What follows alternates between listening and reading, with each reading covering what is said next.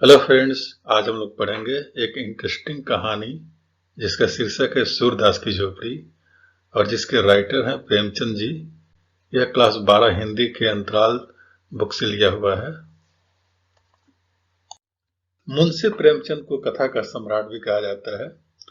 उनकी कहानियों में जो वास्तविकता और जीवन के मर्म देखने को मिलता है वह किसी अन्य कहानीकारों में नहीं। शायद यही कारण है कि उन्हें कलम का सिपाही भी कहा जाने लगा।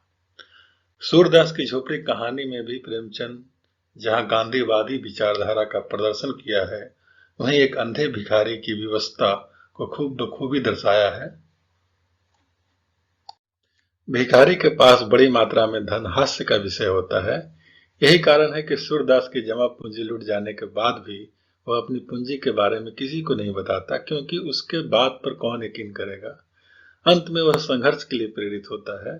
प्रेमचंद का स्पष्ट मानना था कि साहित्य कोई मनोरंजन का विषय नहीं है, यह समाज को दिखाने, दिशा दिखाने और उनका मार्ग को प्रशस्त करने का एक माध्यम है।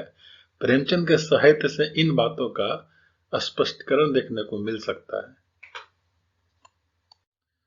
सूरदास झोपड़ी का सारांश इस तरह से है। सूरदास झोपड़ी प्रेमचंद के उपन्यास रंगभूमि का एक अंश है।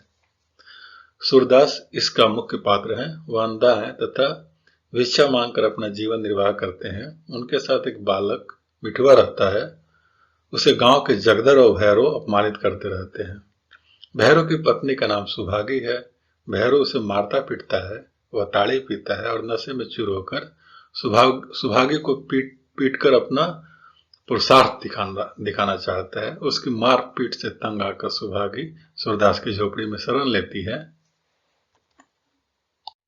भैरव उसे मारने सूरदास की झोपड़ी में घुस जाता है, किंतु सूरदास के हस्तक्षेप के कारण उसे मार नहीं पाता। इस घटना को लेकर पूरे मोहल्ले में सूरदास की बदनामी होती है। जगदर और भैरव सूरदास के चरित्र पर अंगुली उठाते हैं। इस घटनाक्रम से सूरदास फूट फूट कर रोता है। जगदर भैरव को उकसाता है क्योंकि वह सूरदास से ईर्ष्या करता है। सूरदास और सुभागी के संबंधों को लेकर पूरे मोहल्ले में बदनामी से भैरव स्वयं को अपमानित अनुभव करता है और बदला लेने का निश्चय करता है। एक दिन वह सूरदास के रुपयों की थैली उठा लेता है तथा रात में झोपड़ी में आग लगा देता है। सूरदास की झोपड़ी में आग लगने पर जगदर उससे पूछता है, सूर्य के आज चूल्हा ठंडा नहीं किया था? इस पे सूरदास व्यंग में उत्तर देता है, चूल्हा ठंडा किया होता तो दुश्मनों का कलेजा कैसे ठंडा होता। सूरदास की मन स्थिति अत्यंत निराशाजनक थी। उसे उसके जीवन भर की पूंजी जल जाने का गम था। इससे उसकी सारी योजनाओं पर पानी फिर गया। अब उसे अपनी सारी मनोकामना बिखरती नजर आ रही थी। वह बहुत दुखी था, विस्मित था तथा निराश।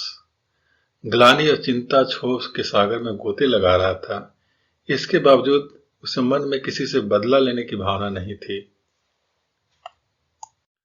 सूरदास की झोपड़ी फूस की बनी थी। इस झोपड़ी के साथ उसका गहरा लगाव था। झोपड़ी के साथ और सूरदास की अभिलाषाओं का अंत हो गया, अनिच्छाओं का अंत हो गया।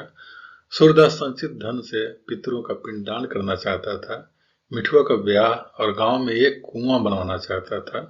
उसकी झोपड़ी में आग लग जाने से अब उसकी जमा पूंजी भी नष्ट हो गई।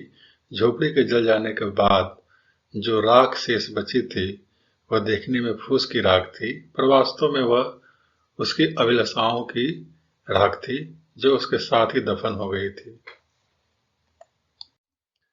सूरदास जगदर से अपनी आर्थिक हानि को गुप्त रखना चाहता था, क्योंकि एक अंधे भिखारी के लिए गरीबी इतनी लज्जा की बात नहीं है जितना धन का होना। इसलिए रुपयों की थैली को अपना मानने से इनकार कर देता है। भैरव द्वारा रुपये चुराए जाने पर सूरदास सोच रहा था, रुपये मैंने ही तो कमाए थे, क्या फिर नहीं कमा सकता? यही न होगा जो काम इस साल होना था वह कुछ दिनों के बाद होगा। वे मेरे रुपये थे ही नहीं, शायद पिछले जन्म में मैंने भैरव के रुपये चुराए होंगे या उसी का दंड मिला है।